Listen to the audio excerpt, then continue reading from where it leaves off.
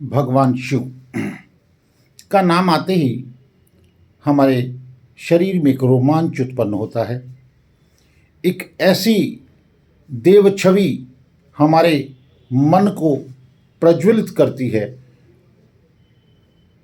ये कहूँगा कि ऐसी उमंगें पैदा होती हैं कि जैसे इसकी शरण में जाने से हमारे हर दुख का निवारण हो जाएगा।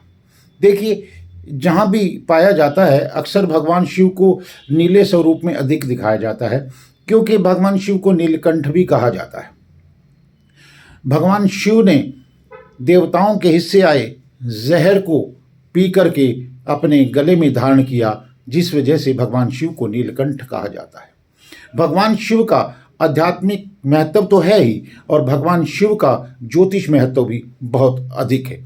और ज्योतिष के अधिकतर उपायों में भगवान शिव पर यानी कि शिवलिंग पर वस्तुएं अर्पित करवाई जाती हैं। कुंडली का खाना नंबर 2 वैसे तो मंदिर का स्थान है, लेकिन मंदिर में भी अलग अलग देवी देवताओं के स्थान होते हैं। कुंडली का खाना नंबर 2 भगवान शिव का स्थान कहा गया है। क्यों कहा गया है?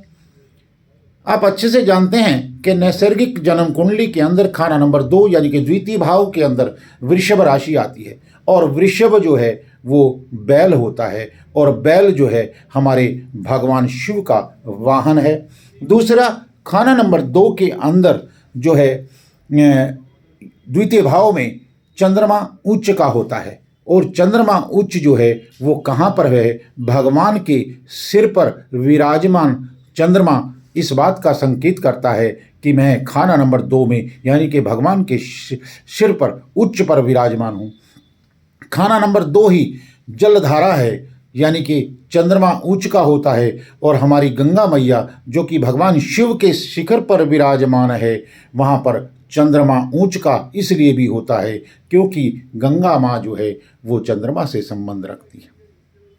अब दूसरा विषय कि नीला रंग राहु का भी है, और राहु जो है हमारे जीवन के अंदर जादू का, टोने का, पितरों का तथा बहुत सी नेगेटिविटियों का कारक है। तो ये सारी चीज़ें भगवान शिव में समाहित होती हैं। भगवान शिव इन सभी के रिप्रेजेंटेटिव प्रतिनिधि के तौर पर हैं, या ये कहिए कि सभी अदृश्य शक्तियाँ, आत्माएं, जादू टोना, प्रेत आत्माएं, भूत प्रेत आदि सभी भगवान शिव के अधीन हैं। इसीलिए खाना नंबर 2 के अंदर उन जितनी भी नेगेटिव चीज़ें होती हैं वो वहाँ पर भगवान शिवलिंग पर चढ़ाई जाती हैं, ताकि वो भगवान शिव की शरण में चली जाएं और हमें तंग ना करें।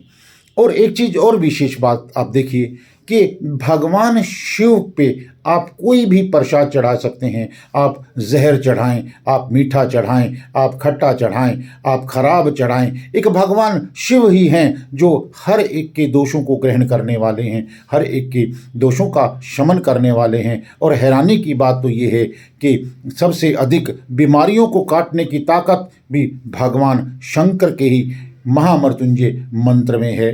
संजीवनी मंत्र भी भगवान शिव का ही है। तो क्यों ना हमें अपना सर्वस्व जीवन शैव भगवान शिव के चरणों में समर्पित करना चाहिए, और भगवान शिव के मंत्रों का, ओम नमः शिवाय का निरंतर जाप भी करते रहना चाहिए। ठीक है। और अब हम चंद्रमा को उच्च करने के, चंद्रमा को ठीक करने के कुछ एक उपाय आपको बताने का प्रयास करेंगे। हमेशा सोमवार के दिन भगवान शिव पर दूध चावल चढ़ाने से आपके चंद्रमा से संबंधित दोषों का नाश होता है। अगर आप पे किसी प्रकार की कोई नेगेटिव क्रिया की गई है तो भगवान शिव पर यानी कि शिवलिंग पर जो है उड़द की दाल चढ़ाते हैं तो आपकी नेगेटिविटी काफ़ी हद तक दूर होती है। अगर आप शनि दोष से पीड़ित हैं तो आप सरसों का तेल से भगवान शंकर का अभिषेक कर सकते हैं। अगर आप मंगल दोष से पीड़ित हैं तो आप केवल भगवान शिव पर जो है मीठी वस्तुएं चढ़ा करके मंगल दोष का निवारण कर सकते हैं। अगर आप बुध ग्रह से अधिक पीड़ित हैं तो आप शिवलिंग पर साबुत मूंग की दाल चढ़ाकर बुध ग्रह के दोष को दूर कर सकते हैं। अगर आप शुक्र दोष से पीड़ित हैं तो आप भगवान शिव का श्रृंगार करें, पार्वती और शिव का विवाह करवाएं, इससे आप शुक्र दोष से निजात पा सकते हैं। अगर आप बृहस्पति ग्रह के दोष से पीड़ित हैं तो आप चंदन के लेप से या हल्दी के लेप से भगवान शिव की पूजा अर्चना करें, भगवान शिव इस पर अधिक प्रसन्न होते हैं।